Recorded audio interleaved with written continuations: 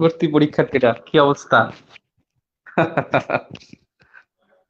প্রত্যেকটা ঈদের আগে একটা করে নোটিশ হবে এবং পরীক্ষার তারিখ চেঞ্জ হয়ে যাবে।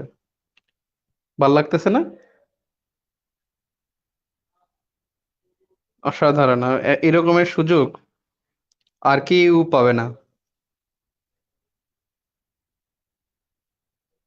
যাই হোক, এটা খুবই দুঃখের বিষয় যে আজকে পরীক্ষার তারিখ আবার চেঞ্জ করে দিল। আমরা সবাই জানতাম যে আসলে চেঞ্জ হওয়ার কথা। কোভিড যেভাবে বাড়তেছে, সেক্ষেত্রে আমরা জানতাম যে সামথিং এরকম একটা হবে। তো আশা করি সবাই ভালো আছি।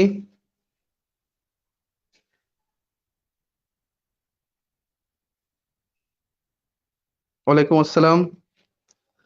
আপনারা অনেকে চলে আসছেন।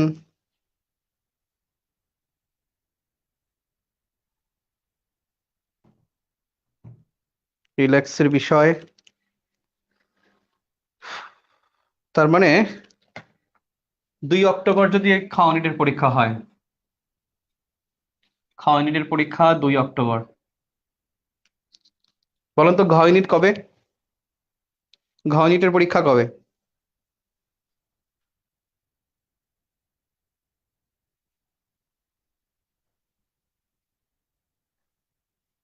ওয়ালাইকুম আসসালাম, সবাই সালাম দিচ্ছেন। আপনারা এত ভালো কেন?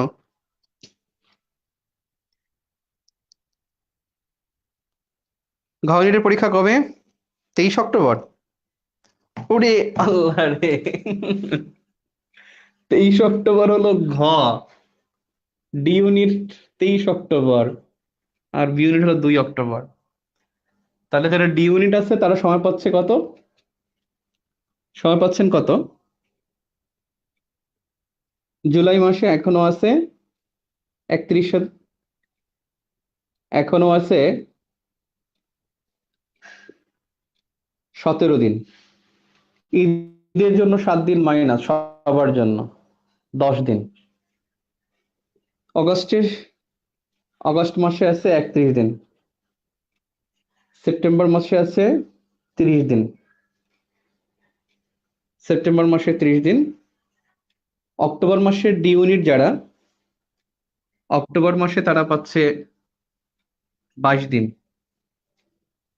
তার মানে 2 আর 1 3, 5, 8 আর 1 9, 93 ডেজ।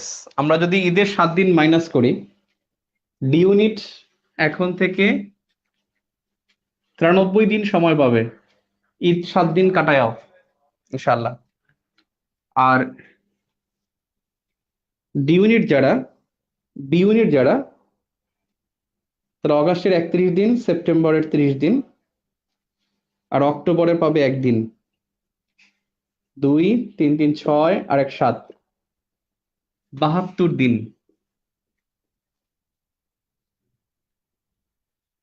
তাহলে 72 দিন সময় পাচ্ছেন যারা বি ইউনিট তারা। আর যারা ডি ইউনিট তারা সময় পাচ্ছেন 93 দিন। আমরা কিন্তু এখানে ঈদের 7 দিন মাইনাস করেছি। তো অনেক ভালো একটা সময় পাইলেন। এখন আপনাদের যে কাজটা করতে পারেন, আল্লাহ সবসময় যা করে ভালোর জন্য করে। আল্লাহ যা করেন ভালোর জন্য করেন। তো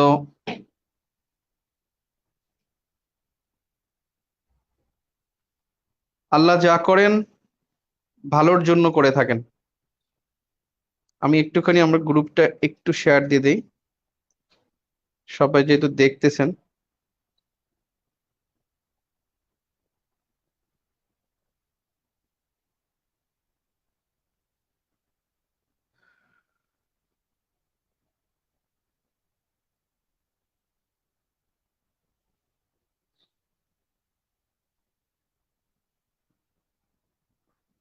অ্যাডমিশন জিকে, এখন আপনাদের হাতে 72 দিন সময় আছে বি ইউনিটে, আর 93 দিন আছে ডি ইউনিটে। এখন প্ল্যানটা কি হতে পারে আপনার? আল্লাহ যা করে ভালোর জন্য করে। প্ল্যানটা হলো আপনি এমন ভাবে বাংলা, ইংরেজি এবং সাধারণ জ্ঞান নিয়ে অত বেশি এক্সাইটেড হওয়ার কিছু নাই। আশা করি আজকেও একটা আউটলাইন দেবো আমি ইনশাল্লাহ। বাংলা এবং ইংরেজি এই দুইটা সাবজেক্টে মানে পুরো ভাষাগত দক্ষতা থেকে শুরু করে ভাষাগত দক্ষতা, ব্যাকরণগত দক্ষতা, সেই দক্ষতাটা অর্জন করে ফেলেন। আল্লাহ যা করে ভালোর জন্য করে। আল্লাহ আপনাকে একটা গ্রেট অপরচুনিটি দিয়েছে যে আপনি এত সময় পেয়েছেন।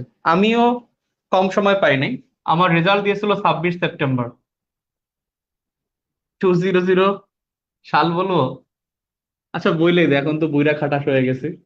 2005 এই দিন আমার রেজাল্ট দেয়, এইচএসসি রেজাল্ট। আর আমার পরীক্ষা শেষ হয়েছিল খুব সম্ভবত 11 জুন। 11 জুন 2005। এটা হলো এইচএসসি টেস্ট, মানে এক্সাম, এইচএসসি এক্সাম হয়েছিল। আর আমার ভর্তি পরীক্ষা হয়েছিল 27 জানুয়ারি ঢাকা ইউনিভার্সিটিতে, 2006। DU test. তার মানে আমি এখান থেকে এখানে সময় পেয়েছিলাম একেবারে July, August, September, October, November, December, January, 7 মাস। জুন না, July, August, September, October, November, December, January, 7 মাস পেয়েছিলাম। এবং হলো 7 মাসের পর আরো 16 দিন। তার মানে আমি পেয়েছিলাম 210 + 16, 226 দিন সময় পেয়েছিলাম। চিন্তা করার মতো। মানে পরীক্ষার পর 226 দিন সময় পেয়েছিলাম। আস্তে আস্তে আস্তে আস্তে আগাতে আগাতে আগাতে আগাতে। এবং আমার হিস্ট্রি আপনাদেরকে অনেকে, আমার স্টুডেন্ট যারা তারা আপনারা জানেন যে আমি 8 থেকে 9 নম্বর মডেল টেস্ট এই পর্যন্ত আমার নম্বর ছিল সব সময়, সরি, 6 থেকে 7 নম্বর মডেল টেস্ট আমার নম্বর ছিল 50-এর নিচে। আমি মনে হয় সপ্তম টেস্টে খুব সম্ভবত আমি 53 পেয়েছিলাম, তারপরে 59, তারপরে 63, 8, 9, আর 10 নম্বরে পেয়েছিলাম 70। এটা লাস্ট মডেল টেস্ট ছিল পরীক্ষার 1 সপ্তাহ আগে। তার মানে এই কয়েকটা সপ্তাহ, অর্থাৎ 1 সপ্তাহ, 2 সপ্তাহ, 3 সপ্তাহ, এই 3 সপ্তাহের মধ্যে আমার একটা গ্রেট চেঞ্জ আসছিল। অর্থাৎ আমি 53 থেকে লাফ দিয়ে 70, এবং ভর্তি পরীক্ষায় গিয়ে নম্বর পেয়েছিলাম 76.5। এই লাস্ট মডেল টেস্টটা ছিল 20 জানুয়ারি, আর পরীক্ষা হয়েছিল 27 জানুয়ারি। তার মানে ওই সময় কিন্তু একটা লাভ দিয়েছিলাম। আর এর বিপরীত গল্পটা আপনাদের অনেকের কাছে বলেছিলাম, যেটা ছিল মনির ভাই, মনে আছে? মনির ভাই, আপনি যদি লাইভটা দেখেন মাইন্ড করবেন না। মনির ভাই আপনার মনির ভাই আপনার কাছে ক্ষমা চেয়ে নিচ্ছি 2005 সালে। এই মনির ভাই সে ছিল সেকেন্ড টাইমার, আর আমি ছিলাম কি ফার্স্ট টাইমার। দুইটা চিত্র আছে। মনির ভাই সে তার 1 থেকে 9 নম্বর মডেল টেস্ট পর্যন্ত 70 এবং 80-র ঘরে পেয়েছিল। এবং পরীক্ষা দিয়ে একসাথে যাইতাম। মনির ভাই বলতো যে তুমি তো এখানে কম পাচ্ছ, ওখানে কম পাচ্ছ, তোমার তো ইমপ্রুভ করা দরকার। ভাই আমাকে অনেক গাইড করতো, but I was not serious. মানে আমি আমার নিজের মতো করে আগাইতাম। আমি ঢাবিতে পড়বো, ঢাবিতে চান্স পাবো, এমন কোন ড্রিম নিয়ে আমি ঢাকা আসিনি। ঢাকায় আসবে এটাই আমার স্বপ্ন ছিল। বা ঢাকা ইউনিভার্সিটিতে পড়বো এমন কোনো ড্রিম আমার আসলে খুব সিরিয়াস কোনো ড্রিম ছিল না। যে অনেকে ঢাকা অনেকেই তো আছে, আমি চান্স পেলে এটা হইলো কিছু, এইরকম কোনো আমার ইয়া ছিল না। কিন্তু তার লাস্ট মডেল টেস্টে তিনি 66 পাইছিলেন, আর আমি লাস্ট মডেল টেস্টে পেয়েছি 70। এবং আমি লাস্ট মডেল টেস্টে তার চাইতে বেশি। এবং ডিউ টেস্টে আমি 76.5 নম্বর, এবং আমার সিরিয়াল ছিল খুব সম্ভবত 606, আর তার ছিল মনে হয় 1800+। এবং তিনি পেয়েছেন ইসলামিক স্টাডিজ, আর আমি পেয়েছিলাম ইন্টারন্যাশনাল রিলেশনস। তার মানে বিপরীত চিত্রটা হলো, সে সেকেন্ড টাইমার, সবসময় 70-80 ঘরে নম্বর, এবং এই 226 দিনের এই মার প্যাচে, এবং সে তো আরো 1 বছর পড়ছে, এই মার প্যাচে সে হলো কমে গেছেন। আর আমি হলো এই মারপ্যাচে হলো আমি হলো আস্তে আস্তে আস্তে আস্তে আগাতে আগাতে আমার কালমিনেটিং পয়েন্ট আমি পৌঁছে গেছি। তার মানে যে এখন থেকে শুরু করবে সেও ভালো করবে, যে এ যাবৎ কিছু পড়ে নাই সে যদি আজকে থেকে সিরিয়াস হয় সে কিন্তু ভালো করবে। আর যে এতদিন সিরিয়াস ছিল তার উচিত হবে তার যেন কোনো রকমের মানে প্রিপারেশনের যেন ঘাটতি না আসে। 72 ডেজ মানে খুব বেশি বিগ টাইম না, এটা খুব বেশি বিগ টাইম না, এটা কিন্তু খুবই কম সময়। আর ডি ইউনিটে যারা আছেন তারা তো অন্ততপক্ষে 2টা ইউনিট তো আপনার এখন চয়েস করা উচিতই, যার এখন পসিবল যে সে বি এবং মানে সায়েন্স এবং এ ডি ইউনিট সে 2টা ইউনিট একসাথে সে সিমুলটেনিয়াসলি পড়তে পারে, কারণ তার হলো 23 অক্টোবর পরীক্ষা, 93 দিন বাকি, সে ওইটাও পড়তে পারেন। আপনাদের এই ভাষাগত দক্ষতা ব্যাকরণগত দক্ষতা বাড়ান, বিশ্ববিদ্যালয়ে আপনার অন্ততপক্ষে ইংরেজির দক্ষতা খুবই গুরুত্বপূর্ণ হয়ে যাবে। ইংরেজি নিউজ পেপার পড়েন, ইংরেজি শিক্ষকদের সাথে জিজ্ঞেস করেন যে আমি কিভাবে ভাষাগত দক্ষতা বাড়াবো। ইংলিশ আপনার যে বই আছে টেক্সট বুক সেটা পুরো পুঙ্খানুপুঙ্খানু ভাবে রিং দিয়ে শেষ করেন। অ্যাডমিশন গাইড, ইংলিশ যত গাইড আছে সেই গাইডগুলো ভালো করে পড়েন, অর্থাৎ ইংরেজির উপরে আপনি ভালো একটা দখল রাখেন। এটা খুব ইম্পর্ট্যান্ট এবং এটা আপনার ইউনিভার্সিটিতে খুব লাগবে, খুবই কাজে লাগবে। জেনারেল নলেজে আপনি যা পড়েছেন তা তো পড়েছেনই, জেনারেল নলেজে আপনি প্রশ্ন কিন্তু আপনার যা আসবে তা আমরা জানি, আমরা জানি ইনশাল্লাহ যে কি মানে কিরকম প্রশ্ন আসবে। সেটা হলো আমাদের ইন্টারমিডিয়েট প্রশ্নের প্যাটার্নই বেশি প্রশ্ন হবে। ইন্টারমিডিয়েট ইতিহাস, অর্থনীতি, ভূগোল এগুলো থেকে বেশি প্রশ্ন আসবে। আপনাদের উচিত হবে ইতিহাসটা খুব ভালো করে পড়া, বি ইউনিট যারা আছেন তাদের ইতিহাস খুব ভালো করে পড়া, ডি ইউনিট যারা আছে তাদের মুক্তিযুদ্ধ খুব ভালো করে পড়া। তো আমি আপনাদেরকে পড়ানোর দিকে একটু নিয়ে আসি। তো বাংলা এবং ইংরেজিতে খুব ভালো করেন, সেক্ষেত্রে হলো বাংলা এবং ইংরেজি মেইন বই, ব্যাকরণ বই পুঙ্খানুপুঙ্খানু পড়েন। আমি 2টা হিস্ট্রি বললাম, 2টা হিস্ট্রি কিন্তু যে কোনো একটার মধ্যে আপনি থাকতে পারেন। আপনি যদি এ যাবৎকালে পড়াশোনা না করেন তাহলে এখন থেকে সিরিয়াস হন, আর যদি খুব অনেক পড়ে থাকেন প্রিপারেশন ভালো, তাহলে ঢিলেমি না দিয়ে এই স্পিডটাই ধরে রাখেন। আপনাদের আমাদের যে পরীক্ষাগুলো আছে, আমাদের আইকন প্লাসে যে ওপেন পরীক্ষাগুলো হয় সেই পরীক্ষাগুলোতে আপনি অংশগ্রহণ করেন, সেই পরীক্ষাগুলোতে অংশগ্রহণ করেন, ভালো করবেন। ওকে, জিকে আন্তর্জাতিক পার্টে দুর্বল, কি করব, কিভাবে পড়বো? আন্তর্জাতিক পার্টে দুর্বল,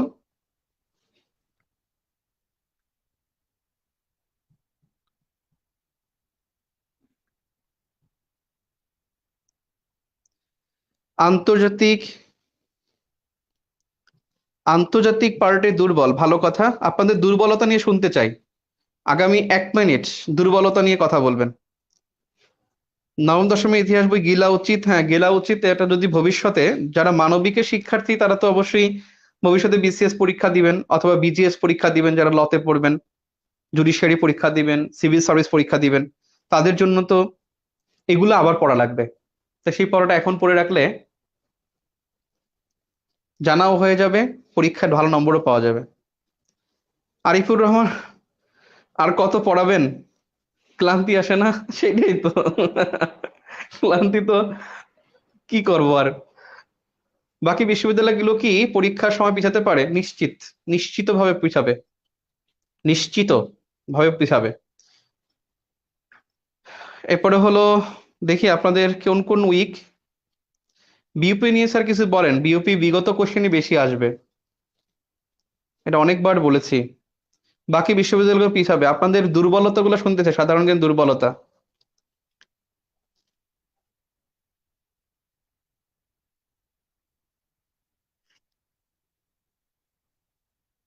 আচ্ছা ঠিক আছে, হ্যাঁ মনোযোগ দিয়ে ক্লাস নেব, ঠিক আছে। বাকি বিশ্ববিদ্যালয়গুলো কি পরীক্ষার সময় পিছাবে? জি, পিছাবে, পিছাবে, নিশ্চিতভাবে পিছাবে।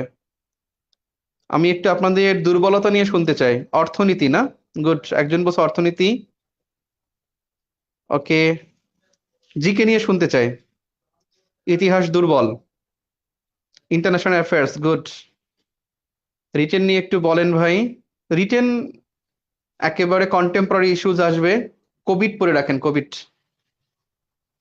জিকে হিস্ট্রি মুক্তিযুদ্ধ বিষয় দুর্বল, রাইট, অনেক পড়া ভুলে গেছেন। পড়তে পড়তে বইটা খাটাস হয়ে যাচ্ছি। এটা হলো আমার ডায়লগটা আমাকে দিলেন ইন্টারন্যাশনাল অ্যাফেয়ার্স। অনেকেরই মূল কথা হলো ইন্টারন্যাশনাল। গুড, আমরা ইন্টারন্যাশনাল সম্পর্কে জানলাম যে ইন্টারন্যাশনাল সম্পর্কে আপনাদের দুর্বলতা আছে। দেখি ইন্টারন্যাশনাল নিয়ে আমি আজকে পুরো ক্লাসটাই ইনশাল্লাহ আপনাদের ইন্টারন্যাশনাল নিয়ে আমি আলোচনা করব। ইন্টারন্যাশনাল নিয়ে আলোচনা করব। আপনারা যারা দেখছেন, আমাদের আজকের ক্লাস হলো অ্যাডমিশন জিকে। অ্যাডমিশন জিকে, এটা বিসিএস বা কোনো জব জিকে না, অ্যাডমিশন জিকে ইনশাল্লাহ। জিকে বুঝছেন তো? জিকে মানে হলো গোলকিপার না, এটা হলো জিকে মানে হলো general knowledge. Basic history written part good. মানচিত্র, একজন বলছেন মানচিত্র সমস্যা, প্রণালীতে একটু সমস্যা আছে, নদ নদীগুলো ঝামেলা।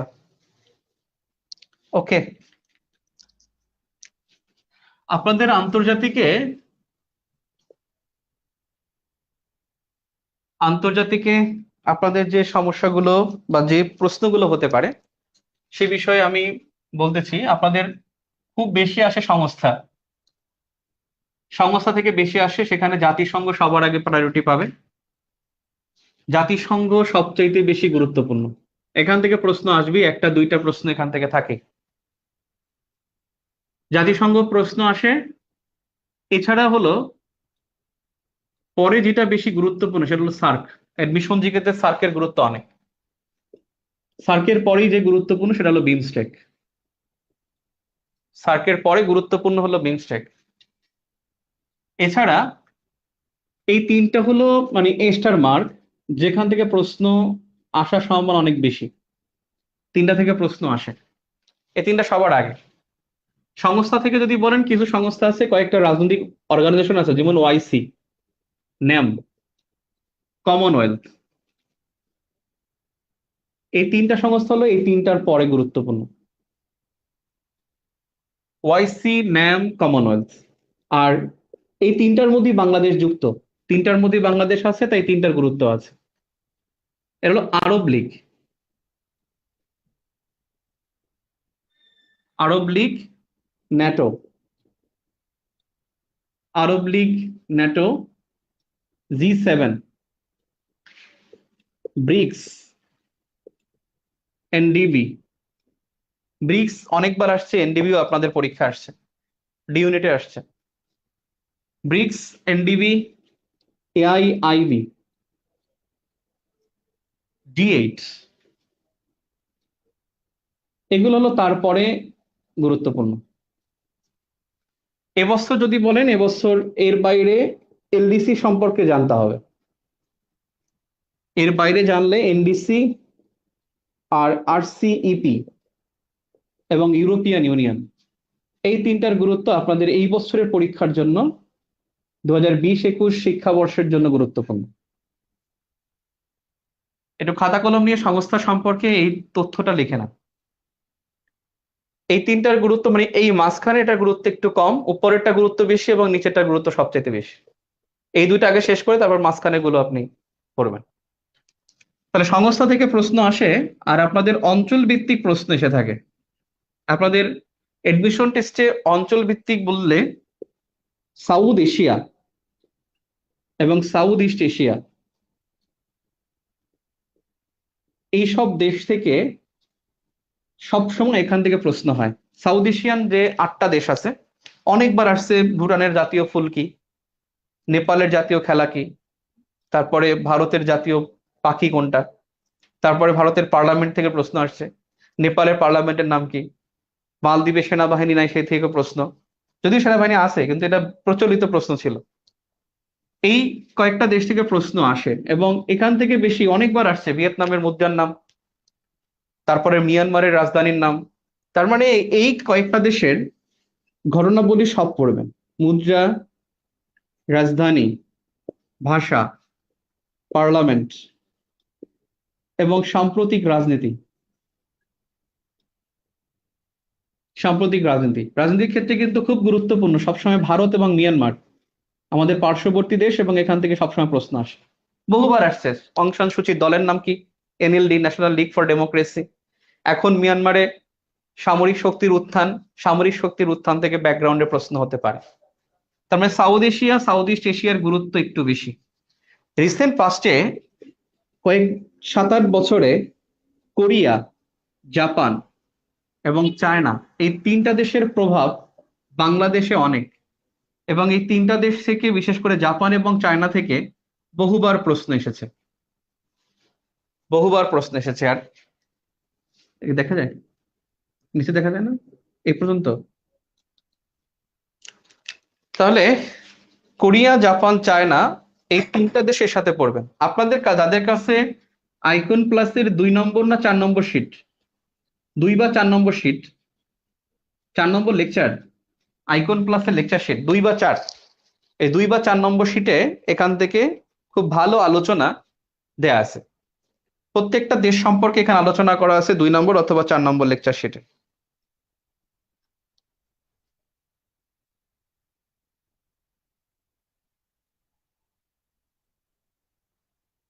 ক্লিয়ার?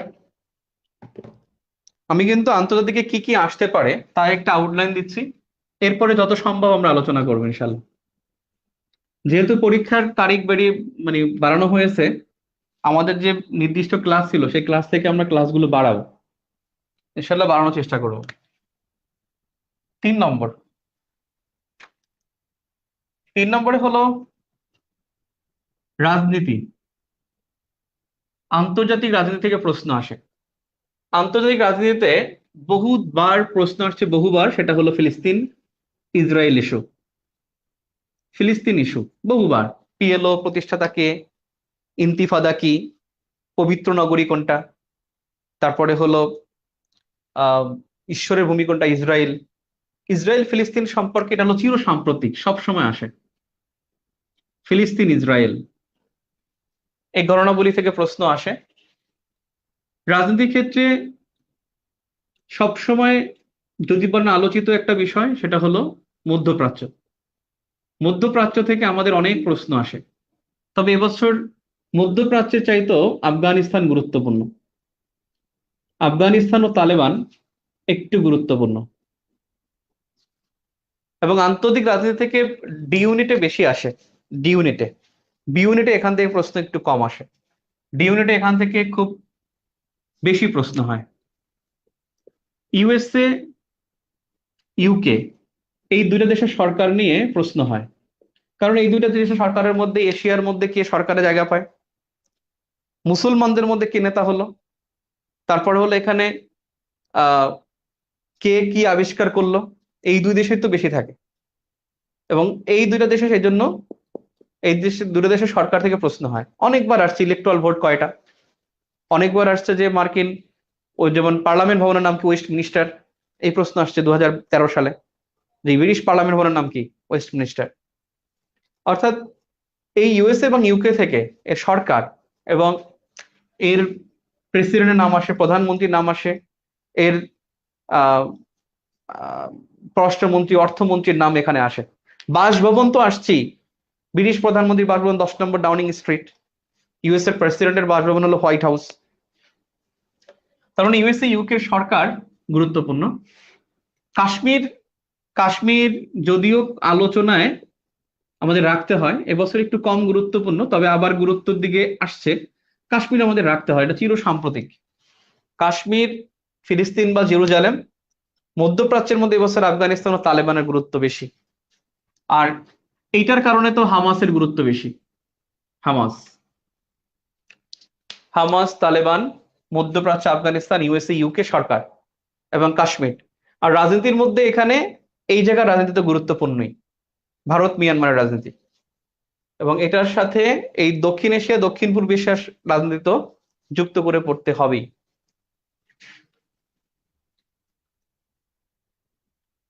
আমাদের ইন্টারন্যাশনাল, আন্তর্জাতিক অংশে, আন্তর্জাতিক অংশে, প্রণালী, এখান থেকে আমরা পড়ে থাকি। আসলে এখান থেকে এই পড়াটা খুব খটকা, কঠিন মনে হয়, কঠিন, একটু ম্যাপ দেখলে পারা যায়, কিন্তু এখান থেকে প্রশ্ন কম আসে। প্রশ্ন খুবই কম আসে, কিন্তু আনুষঙ্গিক বিষয় আসে। যারা আমাদের প্রণালী পড়বেন, আমি এখনই আজকে আমি প্রণালী দেখাবো। প্রণালী যখন আপনি পড়বেন, প্রণালী কিন্তু আনুষঙ্গিক বিষয়গুলো এখানে পরীক্ষায় থাকে, হুবহু প্রণালী না থাকলেও অন্য তথ্যগুলো পরীক্ষায় থাকে। এরপরে হলো আহ বিভিন্ন ভৌগোলিক বিষয়, ভৌগোলিক অঞ্চল।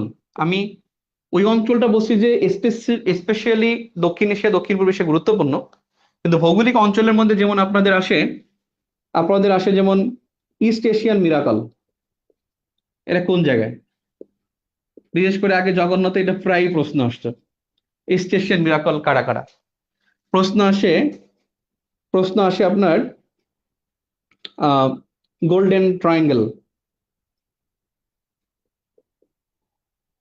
গোল্ডেন ট্রায়াঙ্গেল, গোল্ডেন ক্রিসেন্ট, এই অঞ্চল কোথায়? পরীক্ষায় অনেকবার আসছে বলকান অঞ্চল। কসোভো ইউরোপের কোন অঞ্চলে অবস্থিত? বলকান। ককেশাস অঞ্চল, এবছর তো ককেশাস গুরুত্বপূর্ণ। ককেশাস অঞ্চল কোথায় একটু লিখে রাখেন, আমি আপনাদেরকে দেখাবো।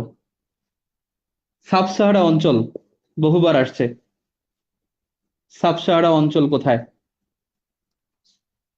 বেসিক্যালি আমি এখনকার প্রশ্ন তো একটু চেঞ্জ হয়ে গেছে, বিশেষ করে আফটার 2015, 15 থেকে ভর্তি পরীক্ষার প্রশ্নের একটু প্যাটার্নটা চেঞ্জ হয়ে গেছে। প্যাটার্ন গুলোকে একটু ইজি হয়। আর 2014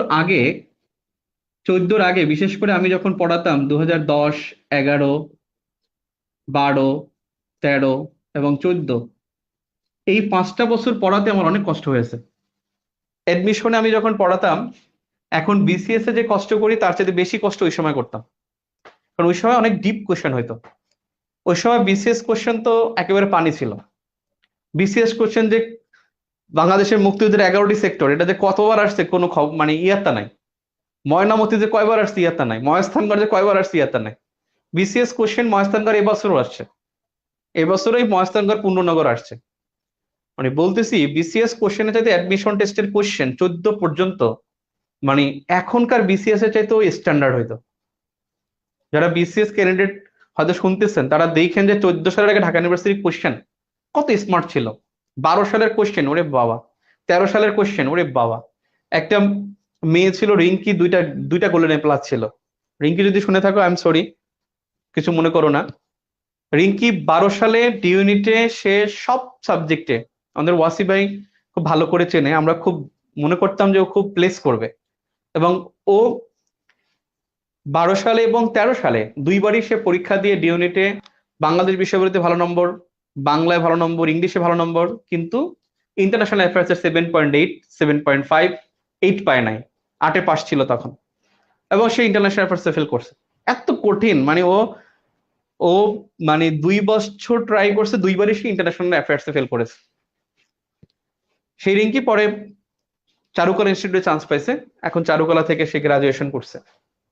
তো আমি যেটা বলতেছিলাম যে আগের কোশ্চেন খুব স্ট্যান্ডার্ড হতো, খুবই কঠিন হতো। এই জন্য আমরা আগে যখন পড়াতাম তখন আমরা একটু বেশি ডিপলি পড়াতাম। এখন জেনারেল নলেজের প্রশ্ন একটু সহজ হয়ে যায়, যার জন্য আমরাও একটু ঢিলেমি দেই।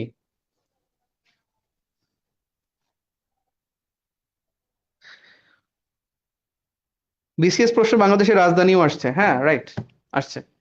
তো যাই হোক, এই ভৌগোলিক অঞ্চল, এরকমের অঞ্চলগুলো করতে হবে ইন্টারন্যাশনাল রাজনীতির জন্য। নাম্বার সিক্স হলো অ্যাজ ইউজুয়াল, ইন্টারন্যাশনাল অ্যাফেয়ার্সে অ্যাজ ইউজুয়াল বিষয়। অ্যাজ ইউজুয়াল বিষয় কি? যেমন আন্তর্জাতিক পুরস্কার, নোবেল পুরস্কার কে পাইছে, কোন দেশের সরকার প্রধান, কোন দেশের প্রেসিডেন্ট কে, প্রধানমন্ত্রী কে, সেগুলো। তারপরে আহ সরকার প্রধান পুরস্কার, তারপর হলো কোন দেশে সামরিক অভ্যুত্থান হয়েছে, যেমন এই বছর হাইতিতে হয়েছে সামরিক অভ্যুত্থান, হাইতিতে মনে আছে, হাইতিতে অভ্যুত্থান। তারপর খেলাধুলা, আন্তর্জাতিক খেলাধুলা, এই বিষয়গুলো অ্যাজ ইউজুয়াল বিষয়গুলো পরীক্ষায় থাকে। তবে বেশিরভাগই থাকে সংস্থা, সংস্থা এবং হলো দক্ষিণ এশিয়া, দক্ষিণ পূর্ব এশিয়া, মানে দেশভিত্তিক আলোচনা। এবং অ্যাডমিশন টেস্টে এই তিনটা দেশ ছাড়া কখনো প্রশ্ন হইতো না। তিনটা দেশ আসতই, একটা হলো ইন্ডিয়া, একটা হলো চায়না, আর একটা হলো ইউএসএ। এখন ইন্টারন্যাশনাল অ্যাফেয়ার্স এই তিনটা দেশকে বাদ দিয়ে প্রশ্ন হওয়ার অবকাশ নাই। এবং অ্যাডমিশন টেস্টে খুব 2-1 বছর আছে, আপনি যদি বিগত কোশ্চেন দেখেন, চীন ছাড়া, ভারত ছাড়া এবং ইউএসএ ছাড়া প্রশ্ন হয়েছে। খুব কম সময় ইন্ডিয়া এবং চায়না এবং ইউএসএ ছাড়া পরীক্ষায় আসছে, এরকম ঘটনা খুব কম ঘটছে। এখন বিসিএস এই ঘটনাটা ঘটে। বিসিএস এখন এটা ফলো করে যে ইন্ডিয়া, চায়না, ইউএস থেকে প্রশ্ন হয়। আচ্ছা, যা হোক, আমি আপনাদের পড়াই, সে পড়াটা হলো প্রণালী পড়াই। রেডি? সবাই কাগজ কলম নিয়ে রেডি হন। প্রণালী। প্রণালী যেটাকে ইংলিশে বলা হয় স্ট্রেট।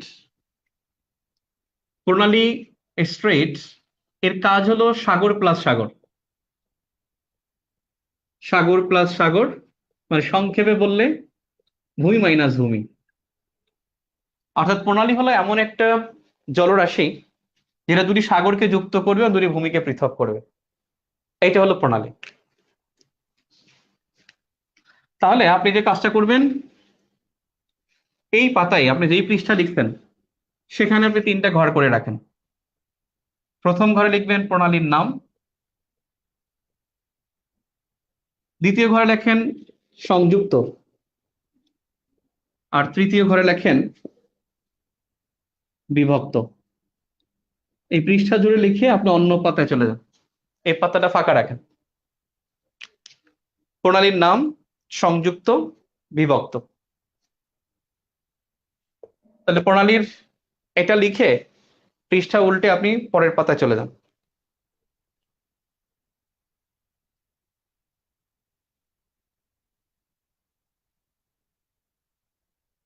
ন্যাটোতে এবছর সম্মেলন হয়েছে তাই এটা গুরুত্বপূর্ণ?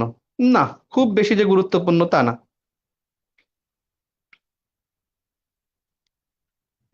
বাংলাদেশ বিষয়গুলি সম্পর্কে আমরা নেক্সট ক্লাসে বলবো না, আজকে ইন্টারন্যাশনাল নিয়ে আমরা ইনশাল্লাহ শেষ করি।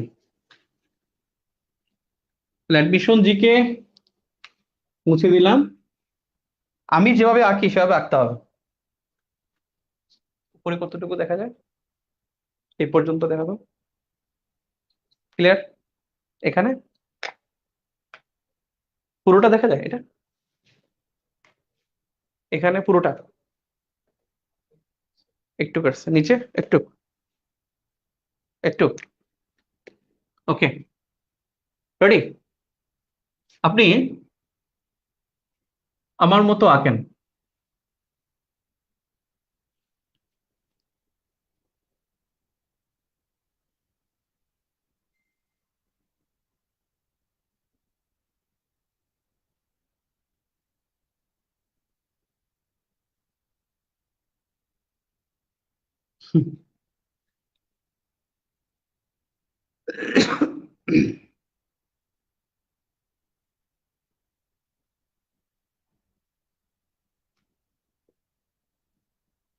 যদি আঁকতে না পারেন,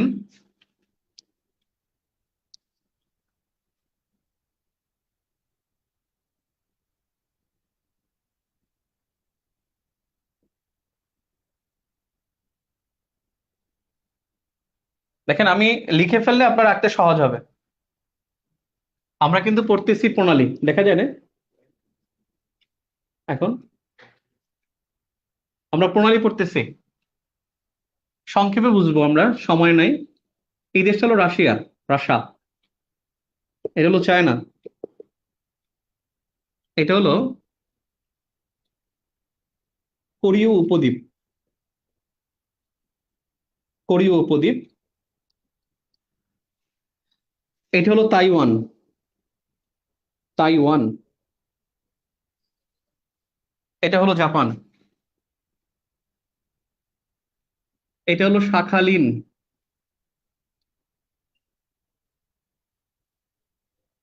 এই জায়গাটা পিত সাগর, পিত সাগর। এই পিত সাগরকে ইংরেজিতে বলা হয় ইয়েলো সি।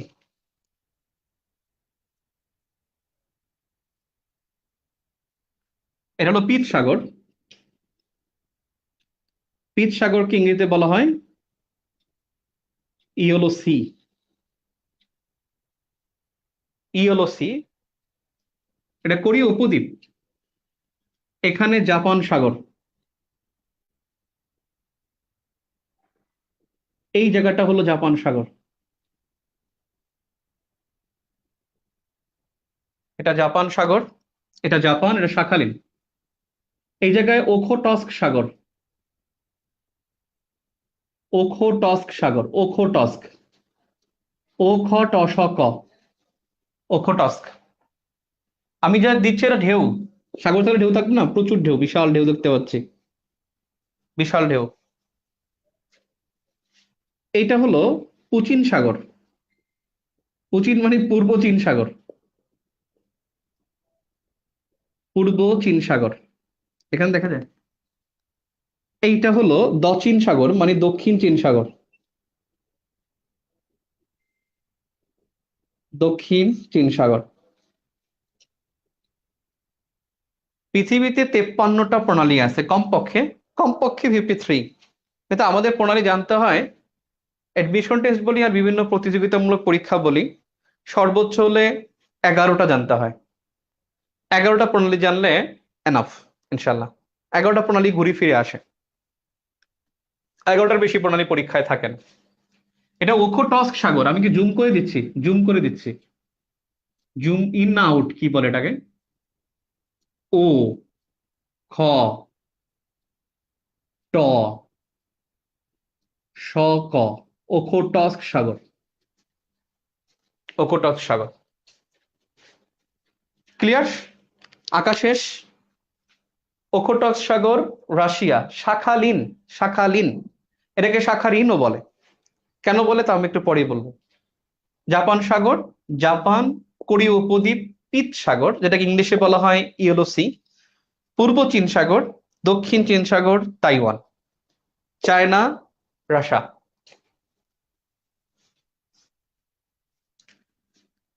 এখন দেখেন সাগর প্লাস সাগর, আমরা একটু আগে পড়েছি সাগর প্লাস সাগর, তাহলে ওখোটস্ক সাগর প্লাস জাপান সাগর যুক্ত করেন,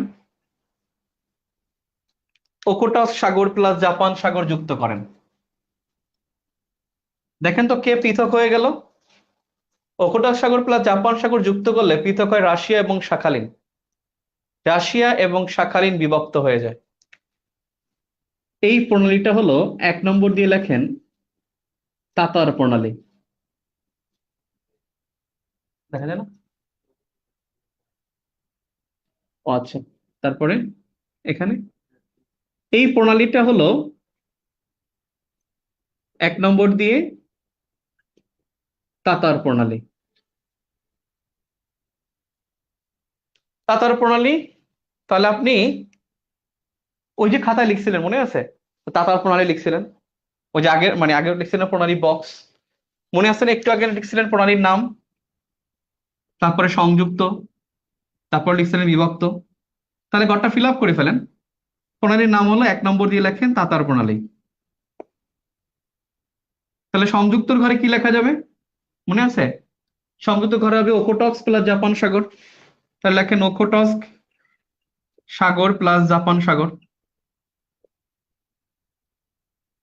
জাপান সাগর। তাহলে বিভক্ত কি হবে? রাশিয়া মাইনাস শাখালিন, তাহলে এই ঘরে লেখেন রাশিয়া মাইনাস শাখালিন। ওই যে আগের ঘর বলছিলাম না, ঘর করে রাখেন, তাহলে আপনি ওই ঘরে এটা পূরণ করে ফেলেন।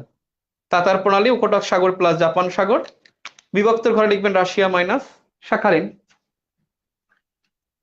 ক্লিয়ার? এই প্রণালীটা হলো পৃথিবীর সবচেয়ে দীর্ঘতম প্রণালী।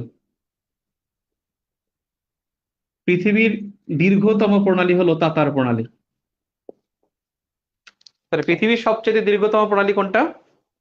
তাতার প্রণালী। এটা ওখানে লিখবেন, ওই বক্সে লেখার দরকার নেই, এই ম্যাপের মধ্যে লিখবেন, আপনি যে ম্যাপটা আঁকছেন তার মধ্যে লিখবেন।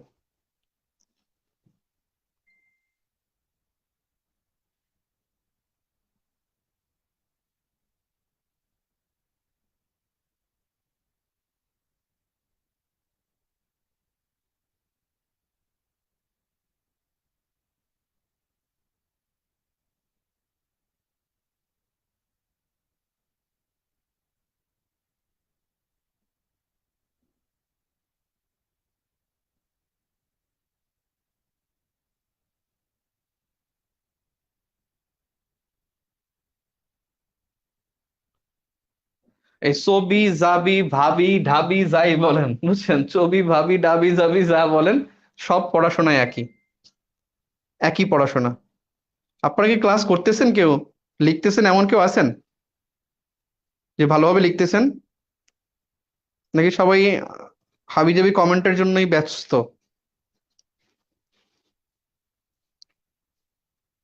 এখন আসি এই শাখালিন, বলেন তো এটা কোন সাগরে অবস্থিত? শাখালিন দ্বীপপুঞ্জ এটা ওখোটাক সাগরে নাকি জাপান সাগরে, কোন জায়গায় অবস্থিত? শাখালিন কোন সাগরের দ্বীপ? শাখালিন কোন সাগরের দ্বীপ?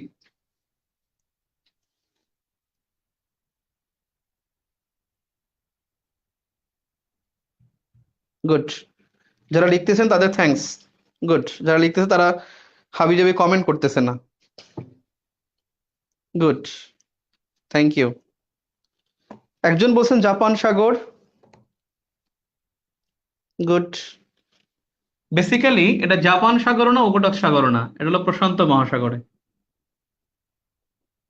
প্রশান্ত মহাসাগর, অর্থাৎ প্রশান্ত মহাসাগরে অবস্থিত শাখালিন।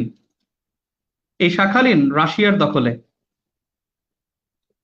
রাশিয়ার দখলে। একটা যুদ্ধ হয়েছিল রাশিয়ার জাপানের মধ্যে 1910 সালে, একটা যুদ্ধ হয়। এই 1910 সালে যখন যুদ্ধ হয় তখন জাপান এই রাশিয়ার কাছ থেকে কোরীয় উপদ্বীপকে দখল করে নেয়। এই কোরীয় উপদ্বীপ কিন্তু 1910 থেকে 1945 পর্যন্ত জাপানের অধীনে ছিল। কোরীয় উপদ্বীপ 1910 সালের আগে রাশিয়ার অধীনে ছিল। রাশিয়া তখন তো নাম ছিল জার সাম্রাজ্য, এখন তো রাশিয়া। এই রাশিয়ার অধীনে ছিল কোরীয় উপদ্বীপ। 1910 সালে এই কোরীয় উপদ্বীপকে জাপান দখল করে এবং দ্বিতীয় বিশ্বযুদ্ধ শেষ হওয়া পর্যন্ত 1945 পর্যন্ত এই কোরীয় উপদ্বীপ জাপানের অধীনে থাকে। তো 1910 সালে যুদ্ধ হয় রাশিয়া এবং জাপানের মধ্যে। এই 10 সালের যুদ্ধে জাপানের কাছ থেকে শাখালিনকে নিয়ে যায় রাশিয়া, আর রাশিয়ার কাছ থেকে কোরীয় উপদ্বীপকে নিয়ে যায় জাপান। অর্থাৎ এই শাখালিন দ্বীপটা 1910-এর আগে জাপানের ছিল, কোরীয় উপদ্বীপটা 1910-এর আগে রাশিয়ার ছিল। তাহলে এটা দখলে রাশিয়ার, জাপান দাবি করে। এই জন্য প্রশ্ন আসে, ঢাবিতে পরীক্ষা প্রশ্ন আসছিল, মানে জাপান এবং রাশিয়ার মধ্যে কোন দ্বীপ নিয়ে বিরোধ? শাখালিন দ্বীপপুঞ্জ নিয়ে।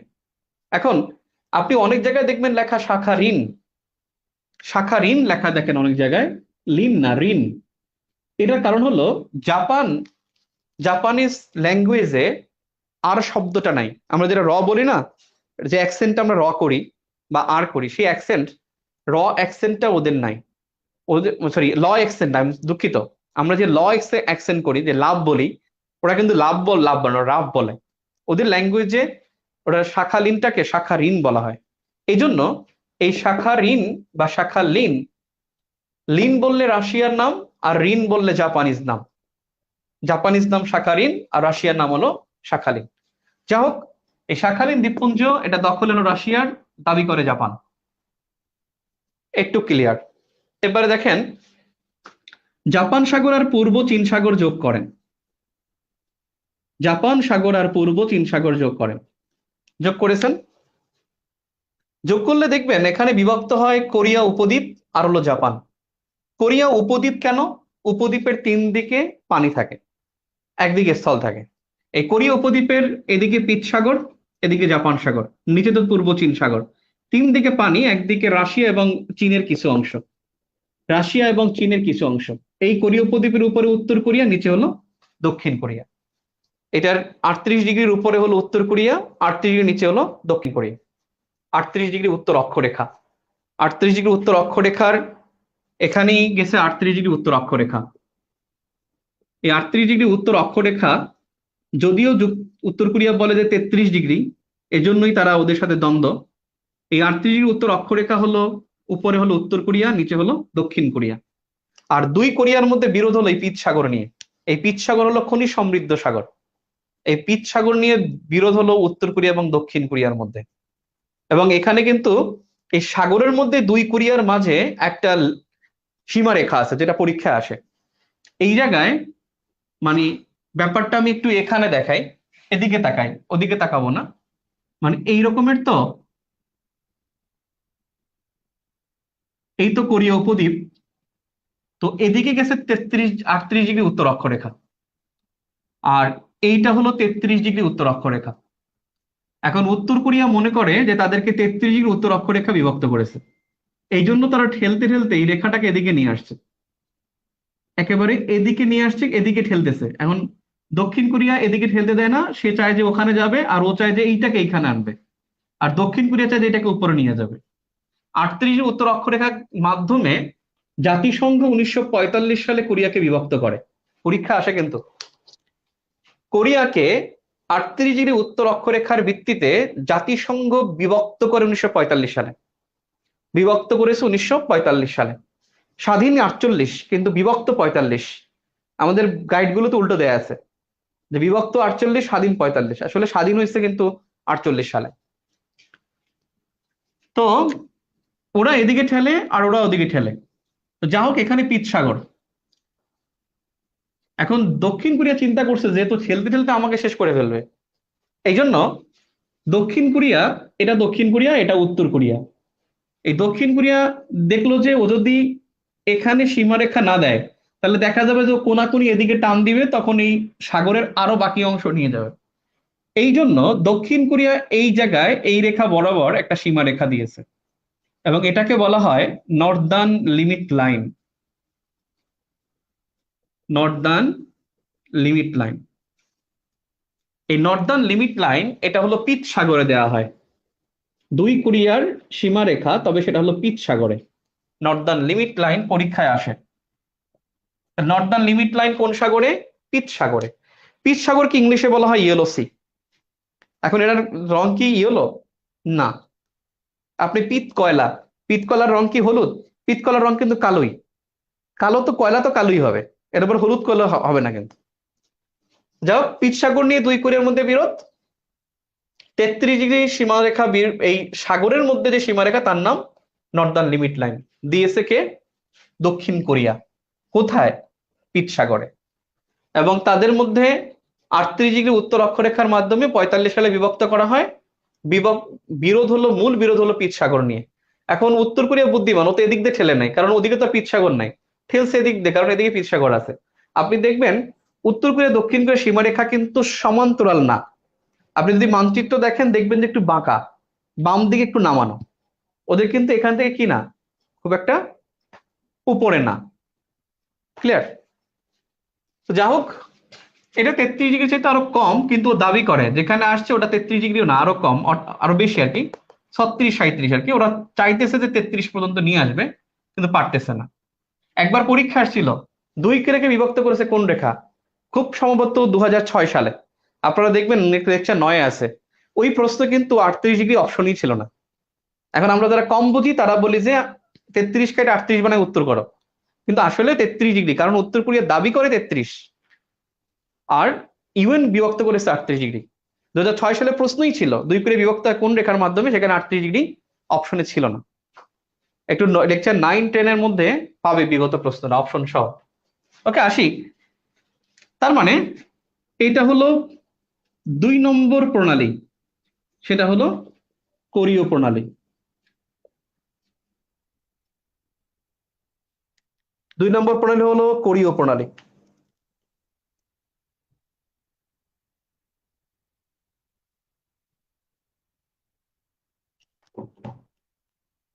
তাহলে আমরা খাতায় এখানে যে প্রণালীটা লিখছিলাম, তাহলে 2 নম্বর দিয়ে লিখবো কোরীয় প্রণালী। আমি সংযুক্ত লিখে দেই, আপনি বিভক্ত লিখবেন। সংযুক্ত জাপান সাগর প্লাস পূর্ব চীন সাগর। আমার প্রশ্ন, বিভক্ত কি কি লিখবেন? কোন দুইটাকে বিভক্ত করেছে? বিভক্ত কাকে কাকে করেছে সেটার উত্তর করেন। বিভক্ত করেছে কোন দুটিকে? কোন দুটিকে বিভক্ত করেছে?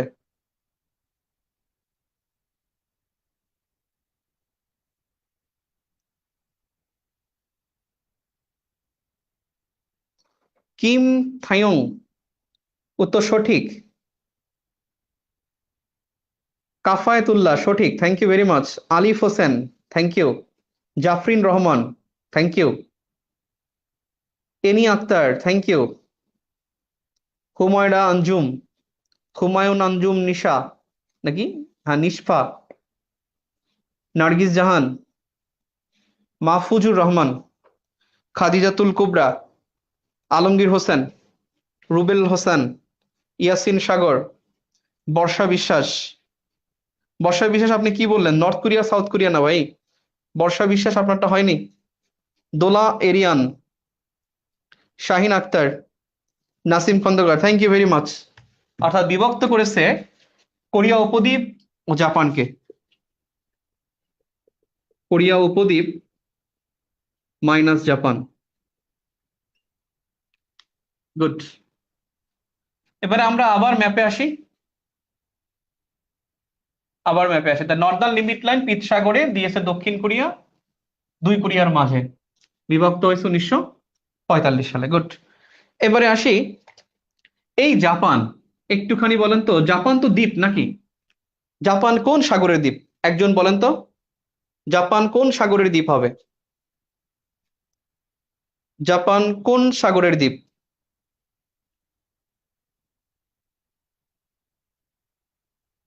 জাপান কোন সাগরের দ্বীপ? প্রশান্ত মহাসাগর, জাপান সাগর, নাকি পূর্ব চীন সাগর? একজন উত্তর করলেই বুঝবো যে। আলিফ হোসেন বসে আটলান্টিক, আটলান্টিক এখানে কেমনে আসবে ভাই? জাফরিন রহমান বসে প্রশান্ত, মাহবুবুর রহমান প্রশান্ত, আরিস রিমা প্রশান্ত, হয়নি। প্রশান্ত হবে না, এটা হবে জাপান সাগরে, জাপান সাগরের দ্বীপ। এই জাপানকে বলা হয় সূর্যোদয়ের দেশ, সূর্যোদয়ের দেশ। জাপানকে বলা হয় সূর্যোদয়ের দেশ। এই জাপান হলো প্রাচ্যের গ্রেট ব্রিটেন, প্রাচ্যের গ্রেট ব্রিটেন বলা হয়। জাপানকে বলা হয় প্রাচ্যের গ্রেট ব্রিটেন, জাপানকে বলা হয় সূর্যোদয়ের দেশ।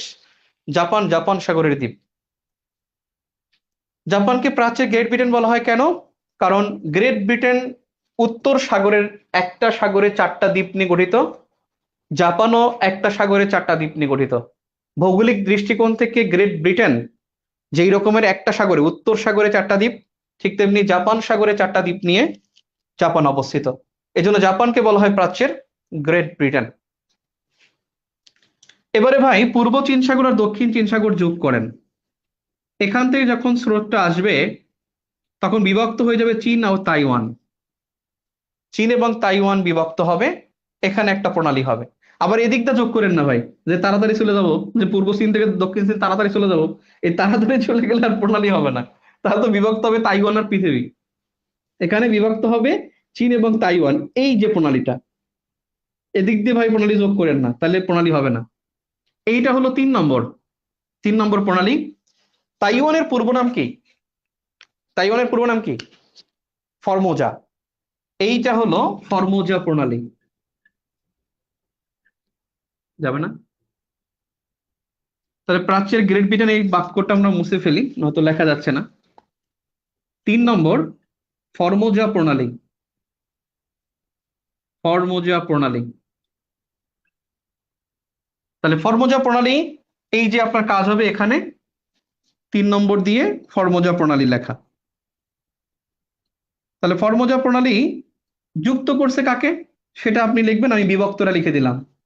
চীন মাইনাস রাশিয়া, চীন মাইনাস তাইওয়ান, চীন মাইনাস তাইওয়ান বিভক্ত করে দিলাম।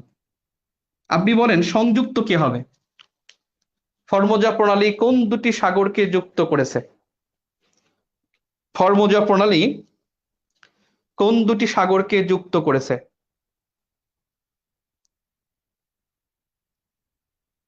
তাইওয়ানের পূর্ব নাম ফর্মোজা, তাই পূর্ব নাম এটা হলো ফর্মোজা প্রণালী।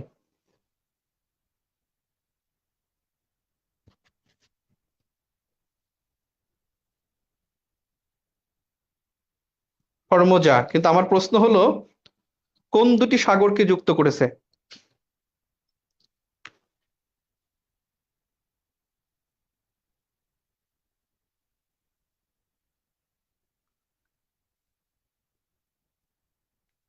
দক্ষিণ চীন প্লাস উত্তর চীন সাগর, আল্লাহ উত্তর বলেন কই?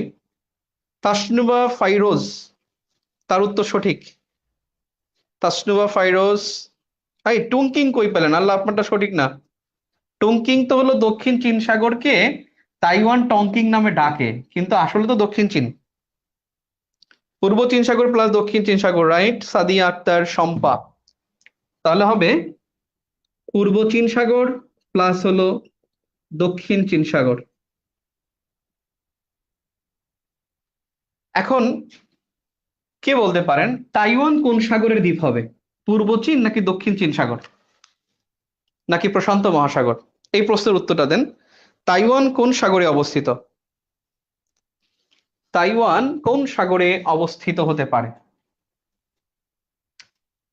এই তাইওয়ান, এটা হলো আহ এর পূর্ব নাম। পূর্ব নাম ফরমোজা। একটু আগে আমরা শুনছিলাম তাইওয়ানের পূর্ব নাম ফরমোজা।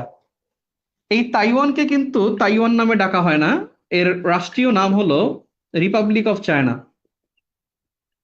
রাষ্ট্রীয় নাম republic of China. Republic of China. আর চায়নার নাম হলো people's republic of China, PRC বলা হয়। People's republic of China, that is China. আর রক বলা হয় তাইওয়ানকে রিপাবলিক অফ চায়না। এটা পিপলস রিপাবলিক অফ চায়না, এটা রিপাবলিক অফ চায়না। এটা হলো রক আর সি, আর এটা হলো পিআরসি। এখন দেখেন, তাহলে তাইওয়ানের রাষ্ট্রীয় নাম হলো রিপাবলিক অফ চায়না।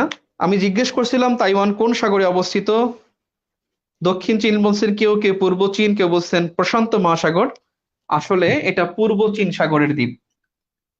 পূর্ব চীন সাগর, দেখা যায়। অর্থাৎ তাইওয়ান পূর্ব চীন সাগরের দ্বীপ। পূর্ব চীন সাগরের দ্বীপ। ক্লিয়ার? তাহলে আমি বোর্ড মুছলাম। এখন আমি প্রশ্ন করব কয়েকটা, উত্তর দিবেন। আমরা তিনটা প্রণালী শিখলাম এবং আনুষঙ্গিক বিষয়ও শিখলাম। প্রণালীর তিনটা শিখলাম, আরো শিখবো ইনশাল্লাহ। আমি যা পড়িয়েছি খেয়াল করবেন। আমি এখন আপনাকে কোশ্চেন করব। এইটা চার্জারটা দাও তো, মোবাইলটা বন্ধ হয়ে যাবে।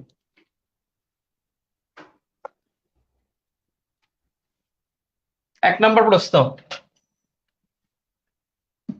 1 নম্বর প্রশ্ন। 1910 সাল থেকে ড্যাশ সাল পর্যন্ত কোরিয়া জাপানের অধীনে ছিল।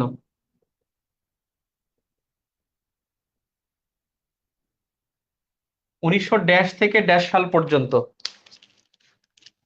1 নম্বর দিয়ে উত্তর করবেন। আমি 2 নম্বর কোশ্চেন করি। 2 নম্বর প্রশ্ন হলো,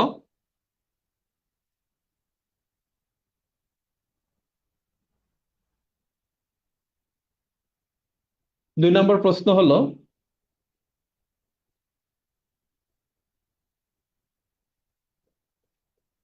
জাপানকে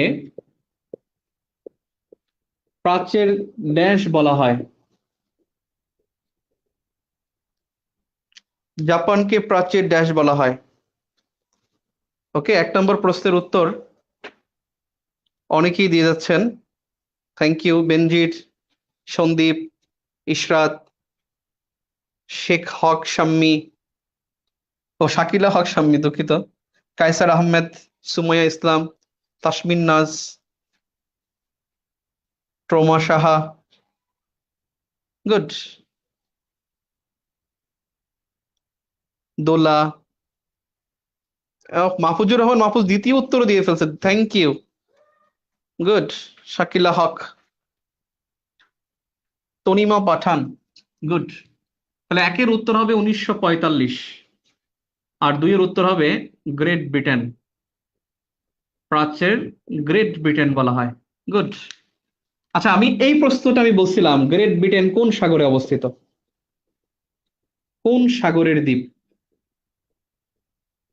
গ্রেট ব্রিটেন কোন সাগরের দ্বীপ আমি একটু আগে বলছিলাম। এইটা পারলে বুঝবো যে না, তারা খুব সিরিয়াস। গ্রেট ব্রিটেন কোন সাগরের দ্বীপ? আমি কিন্তু বলার সময় যখন বলছিলাম প্রাচ্যের গ্রেট ব্রিটেন, তখন কিন্তু আমি এটা সম্পর্কে বলেছিলাম যে গ্রেট ব্রিটেন কোন সাগরের দ্বীপ।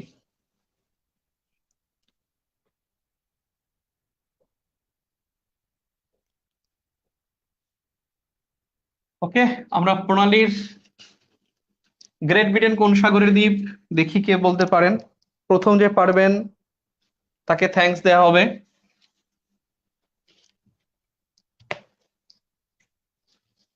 Sabbir Hossain, thank you very much.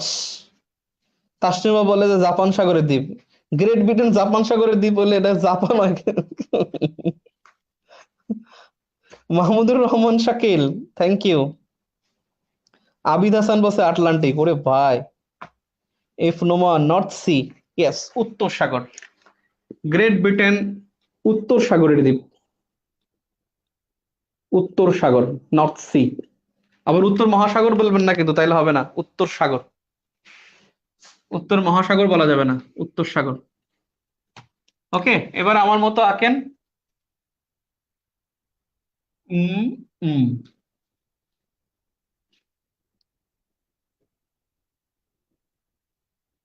ছোট করে ফেলে এখানে।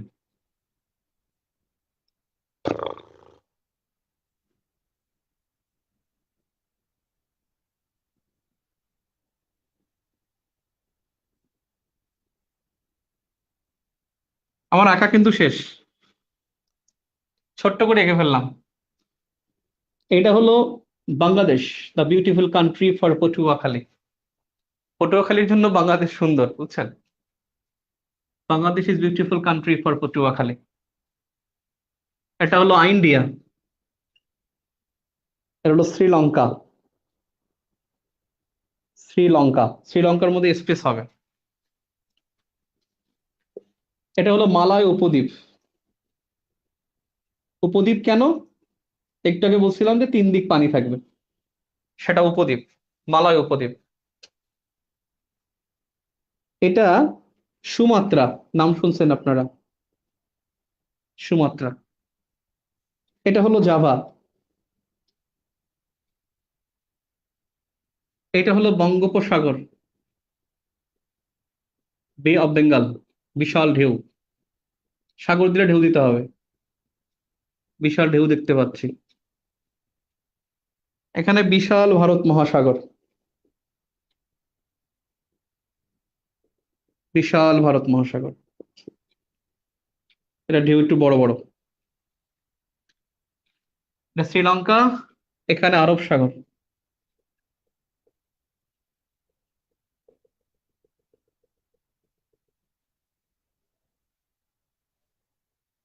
এটা জাভা সাগর, জাভা সাগর মাঝখানে।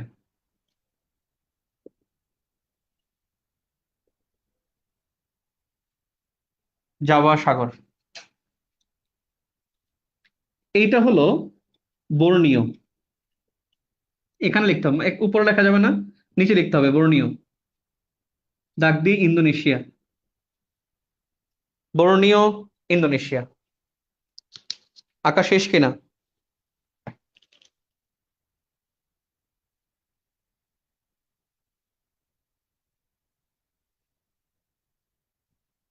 খুব ইন্টারেস্টিং ক্লাস এবং জানার জন্য ক্লাস। যারা সিরিয়াস তারা জানবে। কিন্তু যাই মানে মানুষ হিসেবে সবার এটা জানা উচিত, জানলে লস নাই, এবং আশা করি সবার কাজে লাগবে। তুলছেন?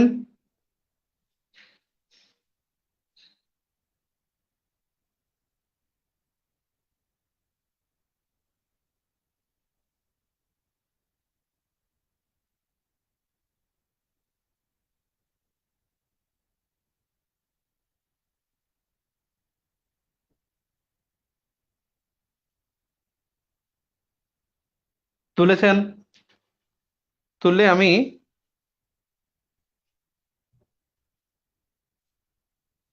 তুললে আমি ইয়া করতে পারি। এখানে ছোট্ট একটা উপসাগর আছে, মান্না উপসাগর। ছোট্ট একটা, এই ভিতরে বুঝছেন, এখন ভিতরে তো লেখা যাচ্ছে না। মান্না উপসাগর। দেখেন, প্রথমে আসেন এই বর্ণীয় দ্বীপ। পৃথিবীর একটা দ্বীপ, সেটা হলো বর্ণীয়, যেখানে তিনটি দেশের অংশ আছে। একটা দ্বীপে তিনটা দেশের অংশ। এই দ্বীপটা এশিয়ার সবচেয়ে বড় দ্বীপ। তাহলে এশিয়ার সবচেয়ে বড় দ্বীপ কোনটা? এশিয়ার সবচেয়ে বড় দ্বীপ হলো বর্ণীয়। এবং এই বর্ণীয় দ্বীপটাই হলো বর্ণীয় দ্বীপটা হলো ইন্দোনেশিয়ার মালিকানায়। এখানে তিনটি দেশের অংশ কি হবে? এই যে আমি দাগ দিলাম, এই দ্বীপের মধ্যে আপনি ম্যাপ থাকলে দেখবেন এই কালারটা আর এই কালারটা সেম সেম। এই জায়গাটার নাম হলো সারাওয়াক। Sarawak, Sarawak. এই জায়গাটার নাম হলো সারাওয়াক, এটা মালয় উপদ্বীপ। এই মালয় এবং সারাওয়াক, এই দুইটা অংশ নিয়ে একটা দেশ, তার নাম মালয়েশিয়া।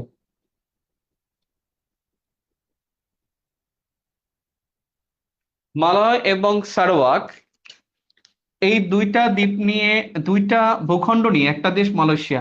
এখন তো ব্রিজ না, কিন্তু ব্রিজ না, আমি জাস্ট বললাম যে এই দুইটা অংশ মিলে একটা দেশ মালয়েশিয়া, অর্থাৎ মালয়েশিয়া দুই ভাগে বিভক্ত, একটা মালয় আর একটা সারাওয়াক। পরীক্ষা আসে সারাওয়াক কোন দ্বীপে অবস্থিত? সারাওয়াক হলো বর্ণীয় দ্বীপে অবস্থিত। কিন্তু বর্ণীয় নিজে কার? ইন্দোনেশিয়ার। আর এই বর্ণীয় দ্বীপ কিন্তু ইন্দোনেশিয়ার যে পুরো অংশ, তার নাম হলো কালিমান্তান। দেখা যায়, দেখা যায় না? এই বর্ণীয় দ্বীপে, দ্বীপের নাম বর্ণীয়, বাট ইন্দোনেশিয়ার মালিকানার নাম হলো কালিমান্তান। আপনারা শুনছেন গত বছর, গত 2019 সালে একটা দাবি তুলেছিল যে পূর্ব কালিমান্তানকে তারা রাজধানী করবে। পূর্ব কালিমান্তান এইটা, পূর্ব কালিমান্তানকে, মানে এই পুরোটা পূর্ব কালিমান্তান, এই কালিমান্তান, এই পূর্ব কালিমান্তানের রাজধানী স্থাপন করবে ইন্দোনেশিয়া। ইন্দোনেশিয়ার রাজধানী কিন্তু জাকার্তা, এই জাভা দ্বীপে। জাকার্তার উপরে, আমি উপরেই দেই, এই জাকার্তা, এটা কিন্তু জাভা দ্বীপে। পরীক্ষায় আসে ইন্দোনেশিয়ার রাজধানী জাকার্তা কোন দ্বীপে অবস্থিত? ইন্দোনেশিয়ার রাজধানী জাকার্তা জাভা দ্বীপে অবস্থিত। সারাওয়াক কোন দেশের অংশ? মালয়েশিয়া। সারাওয়াক কোন দ্বীপে অবস্থিত? বর্ণীয় দ্বীপে। এই জায়গায় একটা স্বাধীন দেশ আছে, এর নাম হলো Brunei. Brunei Darussalam. Brunei Darussalam নামে একটা স্বাধীন দেশ আছে। হ্যাঁ, একটু ঘুরাই দে না, এটা একটু ঘুরাই দিলেই তো ওটা দেখা যায়। হ্যাঁ, ব্রুনাই দারুসালাম নামে একটা স্বাধীন দেশ আছে। একবার পরীক্ষায় আসছিল, সারাওয়াক আসে নাই এখন পর্যন্ত, আসছিল ব্রুনাই দারুসালাম কোন দ্বীপে অবস্থিত? উত্তর হয়েছিল বর্ণীয় দ্বীপে। তাহলে বর্ণীয় দ্বীপে তিনটি দেশের অংশ। বর্ণীয় হলো এশিয়ার সবচেয়ে বড় দ্বীপ। বর্ণীয় দ্বীপে তিনটি দেশের অংশ। মালয়েশিয়ার অংশের নাম হলো সারাওয়াক, ইন্দোনেশিয়ার অংশের নাম হলো কালিমান্তান, আর ব্রুনাই হলো কি, আলাদা একটা স্বাধীন দেশ। গেল। এখন এই বর্ণীয় দ্বীপ কোন সাগরে অবস্থিত? জাভা সাগরে অবস্থিত। তাহলে বর্ণীয় দ্বীপ হলো জাভা সাগরের দ্বীপ। তাহলে আমার প্রশ্ন চারটা। এশিয়ার সবচেয়ে বড় দ্বীপ কোনটা? বর্ণীয়। বর্ণীয় দ্বীপে কয়টি দেশের অংশ? তিনটি দেশের অংশ। 3 নম্বর প্রশ্ন হলো, বর্ণীয়র মধ্যে ইন্দোনেশিয়ার অংশের নাম কি? কালিমান্তান। বর্ণীয় কোন সাগরের দ্বীপ? জাভা সাগরের দ্বীপ। ইন্দোনেশিয়ার রাজধানী কোনটা? জাকার্তা। দাবি করছে কোনটা? পূর্ব কালিমান্তান। পূর্ব কালিমান্তানে কি রাজধানী হয়েছে? হয় নাই, প্রস্তাব ছিল। ইন্দোনেশিয়ার রাজধানী কোনটা? জাকার্তা। জাকার্তা কোন দ্বীপে? জাভা দ্বীপে। জাকার্তা হলো জাভা দ্বীপে। জাভা দ্বীপ কোন সাগরে? জাভা সাগরে। জাভা দ্বীপ জাভা সাগরে। বর্ণীয় দ্বীপ জাভা সাগরে। এবারে আসেন, এই হলো জাভা সাগর, হলো বঙ্গোপসাগর। এখন দেখেন, জাভা সাগর আর বঙ্গোপসাগর যোগ করেন, বিভক্ত হয় মালয় আর সুমাত্রা। মালয় তো মালয়েশিয়ার, মালয় উপদ্বীপ কার? মালয়েশিয়ার। আর সুমাত্রা হলো ইন্দোনেশিয়ার। তাহলে পৃথক করছে কাকে? মালয় সুমাত্রা, অথবা ইন্দোনেশিয়া মালয়েশিয়া ইন্দোনেশিয়া, বিভক্ত করেছে। আর যুক্ত করেছে বঙ্গোপসাগর আর কি, জাভা সাগর। এখানে একটা প্রণালী হয়ে গেছে। এইটা হলো 4 নম্বর, মালাক্কা প্রণালী। মালাক্কা প্রণালী। তাহলে এখন আপনি ওই যে প্রণালীর নাম কতজন আছে রে, দেখা যায়? বেশি না থাকলে বেশি পড়ানো যাবে না, 653। যাক, মোটামুটি আছে। মনে আছে? আমরা প্রণালীর নাম ওই যে আগের পাতায় লিখছিলাম প্রণালীর নাম, তারপরে সংযুক্ত, তারপরে বলেছিলাম বিভক্ত। তাহলে প্রণালীর নাম হলো মালাক্কা প্রণালী। 4 নম্বর দিয়ে মালাক্কা প্রণালী। আমি বিভক্ত লিখে দেই, আপনি সংযুক্ত লিখবেন। বিভক্তকে মালয় মাইনাস সুমাত্রা। মালয় হলো মালয়েশিয়া, আর সুমাত্রা হলো Indonesia. Sumatra Indonesia, Malay Malaysia, right. এখন বলেন সংযুক্ত কোনটা হবে? সংযুক্ত কোনটা হবে?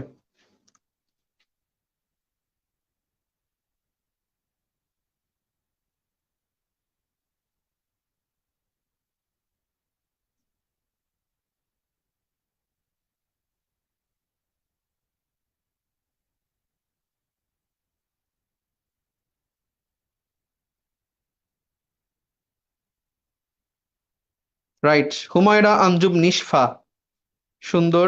নাসিম খন্দকার ভালো উত্তর দিয়েছে, গুড। ইলমা খানম সিরিয়া ভালো উত্তর দিয়েছেন, গুড গুড। ভালো উত্তর দিচ্ছেন আপনারা, থ্যাংক ইউ। তাহলে সংযুক্ত হবে বঙ্গোপ প্লাস জাভা সাগর, রাইট। একটা কথা মনে রাখবেন, ম্যাপে চলে আসেন, ওখানে লিখে ম্যাপে চলে আসেন। মালাক্কা প্রণালী এটা হলো এশিয়ার সবচেয়ে গুরুত্বপূর্ণ প্রণালী। এশিয়ার সবচেয়ে গুরুত্বপূর্ণ প্রণালী। পরীক্ষা আসবে এশিয়ার সবচেয়ে গুরুত্বপূর্ণ প্রণালী কোনটা? মালাক্কা প্রণালী। আর হরমুজ প্রণালী কিন্তু এশিয়ার গুরুত্বপূর্ণ প্রণালী না। হরমুজ প্রণালী হলো তেলের জন্য গুরুত্বপূর্ণ প্রণালী, তেলের বাণিজ্যের জন্য। কিন্তু অনেক জায়গায় মনে করা হয় যে হরমুজ প্রণালী মনে হয় এশিয়ার সবচেয়ে গুরুত্বপূর্ণ প্রণালী। এশিয়ার গুরুত্বপূর্ণ প্রণালী হলো মালাক্কা প্রণালী, কারণ মালাক্কা প্রণালী এখান থেকে এদিকেও, এই জায়গাটা মালাক্কা প্রণালীর অন্তর্ভুক্ত, এদিকে। তার মানে দক্ষিণ চীন থেকে আসলে কিন্তু এই যে তাইওয়ান এখানে, এই যে হলো মালয়েশিয়া, এখান দিয়ে আসতে হবে। এবং দক্ষিণ চীন হিসাবে আসাই এই জায়গা দিয়ে তার এই জায়গাতে বের হতে হবে। যদি সে আফ্রিকায় যায় এদিক দিয়ে যাবে, অথবা মধ্যপ্রাচ্যে যায়। আর যদি আমাদের বাংলাদেশ আসে ভুলে, বা মালয়েশিয়া যায়, বা ইন্ডিয়া কলকাতা যায়, মালয়েশিয়া যায়, বা সরি মিয়ানমার যায়, অথবা কলকাতা যায়, অথবা থাইল্যান্ড, এখানে কিন্তু থাইল্যান্ড, তাহলে এদিক দিয়ে যাবে। আর না হলে এদিক দিয়ে বের হবে। এখন দেখেন, জাভা সাগর আর হলো ভারত মহাসাগর যুক্ত করেন। তাহলে আপনি যখন জাভা সাগর আর ভারত মহাসাগরকে যুক্ত করবেন, তখন কিন্তু আপনার বিভক্ত হবে সুমাত্রা আর হলো জাভা, এই দুইটা দ্বীপ বিভক্ত হয়ে যাবে। তার মানে এখানটা প্রণালী হবে। প্রণালী সবসময় সাগরকে যুক্ত করে ভূমিকে পৃথক করবে। তাহলে এই জায়গাটা হবে কি? 5 নম্বর, সুন্দা প্রণালী। এখন বলেন সুন্দা প্রণালী যুক্ত করে কাকে? জাভা সাগর আর ভারত মহাসাগরকে। পৃথক করছে কাকে? সুমাত্রা এবং জাভাকে। তাহলে আপনি এই যে প্রণালীর ঘরটা আঁকছিলেন, মনে আছে? ওই ঘরে গিয়ে 5 নম্বরে লেখেন সুন্দা প্রণালী। সুন্দা, সরস্য নয়দায় আকার। আমি সংযুক্ত লিখে দিই, আপনি বিভক্ত লিখবেন। সংযুক্ত হলো জাভা সাগর প্লাস ভারত মহাসাগর। জাভা সাগর প্লাস ভারত মহাসাগর। আপনি এখন বিভক্ত লেখেন। আমি সংযুক্ত লিখেছি, আপনি বিভক্ত লেখেন।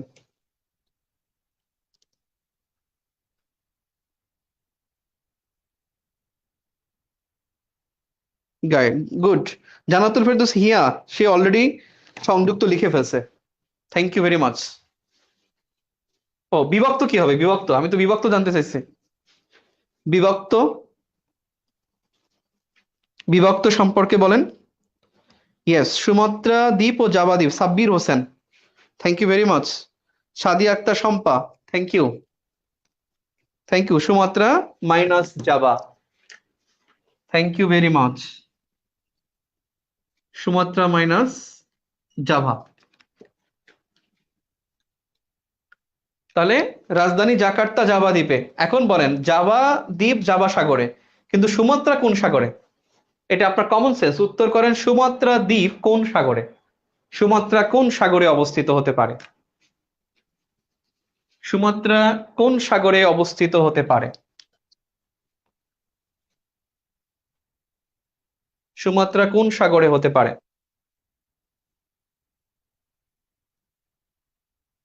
প্রশ্ন উত্তর দেন, সুমাত্রা কোন সাগরে?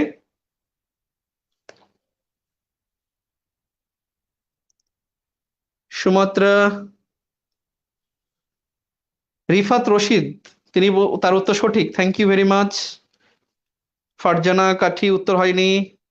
নূরে তামান্না উত্তর হয়নি। উত্তর হয়নি। আলামিন সাগর উত্তর হয়েছে, গুড। না, জাভা না, এটা হলো ভারত মহাসাগরে। সুমাত্রা ভারত মহাসাগরে অবস্থিত। তাহলে সুমাত্রা ভারত মহাসাগরে, জাভা জাভা সাগরে।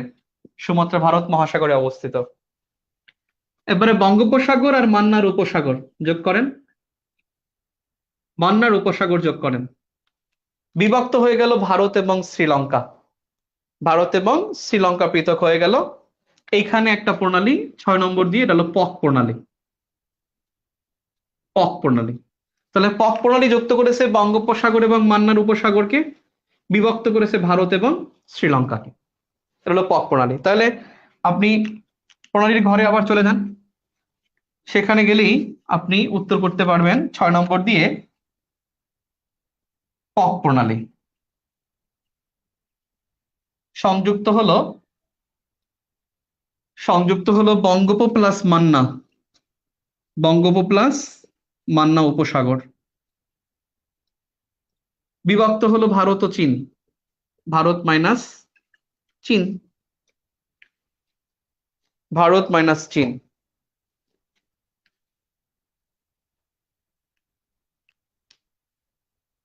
ভারত মাইনাস চীন। এবার একটা বিষয় দেখাই আমি, এখানে একটা বিষয় আছে, আমি সেটা দেখাচ্ছি। আপনারা ক্লাস শেষ হয়ে গেলে ছবি দেখলেন, ছবি যদি সেভ করতে না পারেন তাহলে আপনারা স্ক্রিনশট দিয়ে নিন, মানে আঁকতে না পারলে। আমি এখানে একটা বিষয় দেখাই যে আপনি ভারত মহাসাগর আর ইয়া বুঝবেন কিভাবে। এই জায়গাটায় একটা রেখা গেছে, এর নাম 10 ডিগ্রি উত্তর অক্ষরেখা। 10 ডিগ্রি উত্তর অক্ষরেখা। অক্ষরেখাগুলো সবসময় বাম দিক থেকে ডান দিকে যায়। অক্ষরেখাগুলো বাম দিক থেকে ডান দিকে যায়।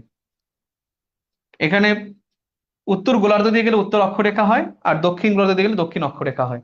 হয়তো এটা জানানো হয় নাই, অনেকে জানিও আমরা যারা ভূগোল পড়ে আসছি। এই রেখাটা হলো 10 ডিগ্রি উত্তর অক্ষরেখা। এই রেখাটার উপরে বঙ্গোপসাগর, নিচে ভারত মহাসাগর। এই রেখার উপরে আরব সাগর, নিচে ভারত মহাসাগর। এই রেখার উপরে মান্নার উপসাগর, নিচে ভারত মহাসাগর। মান্নার উপসাগর আমি বলছিলাম আঁকার সময়, যেটা ভিতরে হবে, আমি তো ভিতরে লিখতে পারতেছি না। অর্থাৎ এই 10 ডিগ্রি উত্তর অক্ষরেখার উপরে বঙ্গোপসাগর, নিচে ভারত মহাসাগর। এইখানে সুমাত্রা দ্বীপ ছিল, এই জন্য সুমাত্রা ভারত মহাসাগরের দ্বীপ ছিল। ক্লিয়ার? তাহলে শ্রীলঙ্কার নিচে, তাহলে শ্রীলঙ্কা অবশ্যই কি ভারত মহাসাগরে। তাহলে শ্রীলঙ্কা ভারত মহাসাগর হবে। দেখেন এখানে দুইটা দ্বীপ আছে, ভারতের দুইটা দ্বীপ, একটা আছে আন্দামান আর একটা আছে নিকোবর। আন্দামান ও নিকোবর দ্বীপপুঞ্জ বলে। এই আন্দামান ও নিকোবর দ্বীপপুঞ্জের মধ্যে আন্দামান পড়েছে বঙ্গোপসাগরে আর নিকোবর পড়েছে ভারত মহাসাগরে। অর্থাৎ আন্দামান বা বঙ্গোপসাগর আর নিকোবর হলো ভারত মহাসাগর। তাহলে ভারত মহাসাগর হলো সুমাত্রা, ভারত মহাসাগর হলো শ্রীলঙ্কা, ভারত মহাসাগর হলো নিকোবর। এই আন্দামান নিকোবর অঞ্চলটা কোন দেশের? ভারতের কেন্দ্রশাসিত অঞ্চল। ভারতের যে 8টা কেন্দ্রশাসিত অঞ্চল আছে, সেই 8টার মধ্যে একটা হলো আন্দামান ও নিকোবর দ্বীপপুঞ্জ। এখন দেখেন এই আন্দামান নিকোবর অঞ্চলকে, এই দুইটাকে একত্রে বলা হয়, একত্রে বলা হয় বা এর উপনাম 10 ডিগ্রি চ্যানেল। তাহলে 10 ডিগ্রি চ্যানেল কোন জায়গায়? আন্দামান নিকোবরে। চ্যানেল মানে হলো যেটা স্রোতের প্রতিকূলে থাকে। যেমন প্রণালীটা কি করছে, এখানে এদিক এদিক স্রোত গিয়ে ভাগ করেছে না, আর চ্যানেলটা এরকম এরকম স্রোত হবে, এখানে স্রোতটা এরকমের। লম্বলম্বী স্রোত হলে চ্যানেল হয়, আর এরকমের স্রোত হলে, বিভক্তকারী স্রোত হলে সেটা হয়তো কি প্রণালী। আর এখানে 10 ডিগ্রি উত্তর অক্ষরেখা বরাবর এই যে স্রোতটা, এই জন্য 10 ডিগ্রি চ্যানেল। তাহলে 10 ডিগ্রি চ্যানেল হলো আন্দামান ও নিকোবর। এখন দেখেন আন্দামানের রাজধানী হলো এইটা, আর উপরে এখানে আচ্ছা উপরে দেয়, আন্দামানের রাজধানী হলো পোর্ট ব্লেয়ার। Port Blair. এই জন্য পরীক্ষা আসে পোর্ট ব্লেয়ার কোথায়? বঙ্গোপসাগরে। পোর্ট ব্লেয়ার কার রাজধানী? আন্দামান নিকোবরের রাজধানী পোর্ট ব্লেয়ার। এই জন্য প্রশ্ন আসে পোর্ট ব্লেয়ার কোন সাগরে অবস্থিত? বঙ্গোপসাগরে। পোর্ট ব্লেয়ার কিন্তু ভারত মহাসাগরে হবে না, কারণ এই 10 ডিগ্রি উত্তর অক্ষরেখার উপরে পোর্ট ব্লেয়ার। এই জন্য পোর্ট ব্লেয়ার বঙ্গোপসাগরে। I think clear. তাহলে আন্দামান নিকোবর দ্বীপপুঞ্জ এটা ভারতের কেন্দ্রশাসিত অঞ্চল। ভারতের কেন্দ্রশাসিত অঞ্চল। আন্দামান নিকোবরকে কি নামে ডাকা হয়? 10 ডিগ্রি চ্যানেল। আন্দামান নিকোবর, আন্দামান কোন সাগরে? বঙ্গোপসাগরে। নিকোবর কোন সাগরে? ভারত মহাসাগরে। আন্দামান নিকোবরের মধ্যে পোর্ট ব্লেয়ার, এই বন্দরটা কোন সাগরে, মানে কোন দ্বীপে? আন্দামানে। পোর্ট ব্লেয়ার কোন সাগরে? বঙ্গোপসাগর। ক্লিয়ার? এখন দেখেন, এই জায়গায় একটা দ্বীপ আছে ভারতের, ভারতের মালিকানায় লাক্ষাদ্বীপ। এখন বলেন তো এই প্রশ্নটা, লাক্ষাদ্বীপ কোন সাগরে? লাক্ষাদ্বীপ কোন সাগরে অবস্থিত? মালিকানা ভারত। লাক্ষাদ্বীপের লাক্ষাদ্বীপের প্রথম লাক্ষাদ্বীপের লাক্ষাদ্বীপ আমি মেনশন করি, সেটা কোন সাগরে হতে পারে? হ্যাঁ, পক প্রণালী ভারত আর শ্রীলঙ্কা বিভক্ত করেছে। লাক্ষাদ্বীপ বঙ্গোপসাগরে হয় কেমনে ভাই? Sabbir Hossain, thank you. নুসরাত জাহান, লাক্ষাদ্বীপ কেমনে বঙ্গোপসাগরে হয়? আরব সাগরে হবে, রাইট। তাহলে লাক্ষাদ্বীপ এটা হলো আরব সাগরে অবস্থিত। বঙ্গোপসাগর তো এখানে। পোর্ট ব্লেয়ার বঙ্গোপসাগরে, লাক্ষাদ্বীপ হলো ভারত আরব সাগরে, কিন্তু মালিকানা ভারত। লাক্ষাদ্বীপের মালিকানা ভারত। শ্রীলঙ্কা হলো ভারত মহাসাগরে, নিকোবর ভারত মহাসাগরে, আন্দামান বঙ্গোপসাগরে, সুমাত্রা ভারত মহাসাগরে। I think clear. এখন আমি দুইটা প্রশ্ন করি, উত্তর দিবেন। রেডি? দুইটা প্রশ্ন করব। আপনারা তো অনেক কম আছেন। কতজন আছে রে? দেখছি 591 জন। আচ্ছা, প্রশ্ন, 1 নম্বর প্রশ্ন। ইন্দোনেশিয়ার রাজধানী ইন্দোনেশিয়ার রাজধানী জাকার্তা কোন দ্বীপে অবস্থিত? জাকার্তা কোন দ্বীপে অবস্থিত? নাম্বার 2, কোন দেশটি 2 ভাগে বিভক্ত? কোন দেশটি 2 ভাগে বিভক্ত? নাম্বার 3,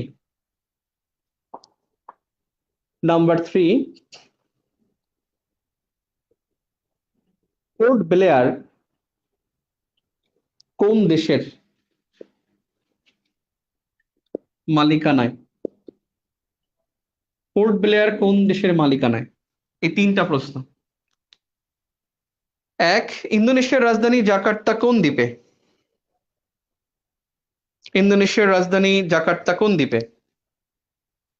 1 নম্বর উত্তর অনেকেই দিয়েছেন। নিগার চৌধুরী, সুপ্রভাত জুই, নার্গিস জাহান, ফারিহা ঐশী, অচেনা মেয়ে কথা, ওরে ভাই, তামান্না Akter, Mehjabin Iqbal, Abid Hasan, Jannatul Ferdous, Ambia Mukta. Good, thank you very much. সবার উত্তর সঠিক, জাবাদ্বীপ। 2 নম্বর উত্তর, কোন দেশটি 2 ভাগে বিভক্ত? অপশন দেব? ইন্দোনেশিয়া, ব্রুনাই, কোনটা?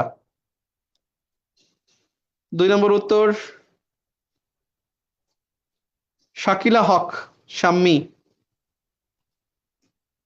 এম আরবি মামুন, তনিমা পাঠান, কাশফিয়া, সায়েম, গুড। শ্রাবণী আক্তার, ঠিক আছে। 2 ভাগে বিভক্ত হলো মালয়েশিয়া, একটা মালয় আর একটা হলো সারাওয়াক।